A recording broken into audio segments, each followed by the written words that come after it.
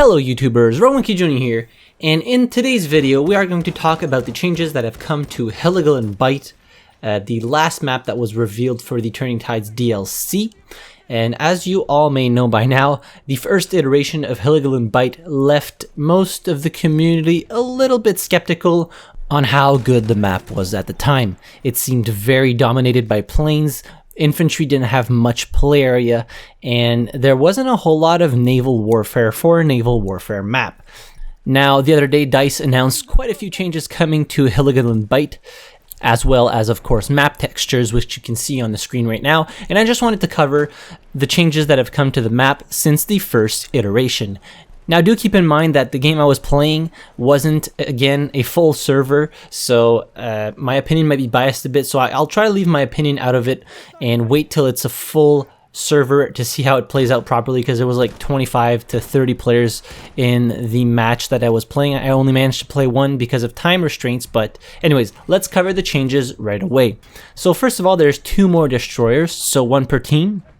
Also, there are now dreadnoughts right off the bat on the start of the map. Dreadnoughts added 1 per team, so there's dreadnought on destroyer fighting. There's a whole lot of naval warfare going on, and it truly feels more like a naval warfare map since these changes. There's also a new flag.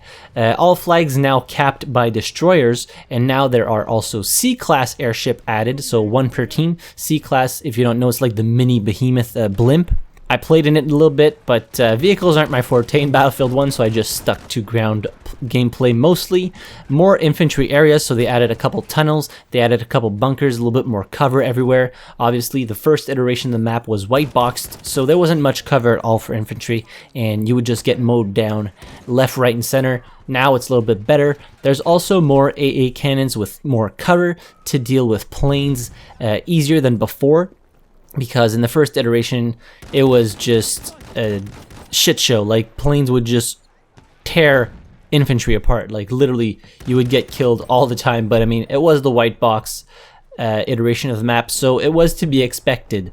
Also, they reduced the number of planes per team to 5. I believe it was 6 before, and then you could get another plane if you capped the D flag, if I'm not mistaken.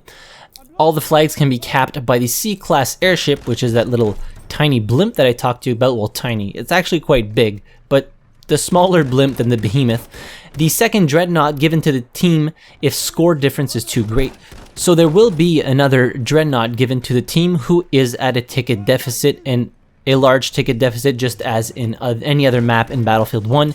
If one team is winning by too much, there's going to be a second dreadnought. So a team could literally have 2 dreadnoughts on the map at the time, which would be quite epic. I didn't get a chance to see it, but I can just imagine the chaos that would ensue. And lastly, there's a new flag which is infantry focused between the lighthouse and the U-118 on the shoreline. As a whole, I enjoyed my time playing the map, but as I said, I can't really give my opinion based on half a server. I mean, there wasn't enough players for me to get the full experience of Heligoland Bight, and I will wait until the map is either fully released or I get a match with more players to actually give my opinion on the map if I think it's good or not. I think so far what they've added is good. I felt like infantry had more routes to take, more transport boats to use to get from flag to flag. That was also quite a big problem. So I didn't feel like I was running around aimlessly just waiting to get destroyed by planes. It felt like I could get from point A to point B a lot faster and get back into the action after capping a flag and clearing said flag. So I like that, and obviously naval warfare and everything, just there's more vehicles altogether, so obviously there is more naval warfare, there is more air-to-air combat, air-to-boat combat, and infantry can also take care of air vehicles a lot easier, seeing as there's more AA cannons with more cover.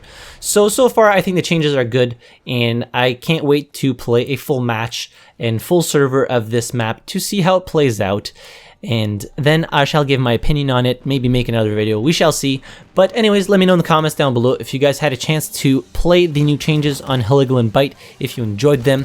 And while you're down there, be sure to hit the like button if you enjoyed the video. Subscribe to the channel if you haven't already. Don't forget to join the Discord server, link in the description down below. And as always, thank you very much for watching. I really appreciate it. And I'll see you guys in the next video. Have a good one.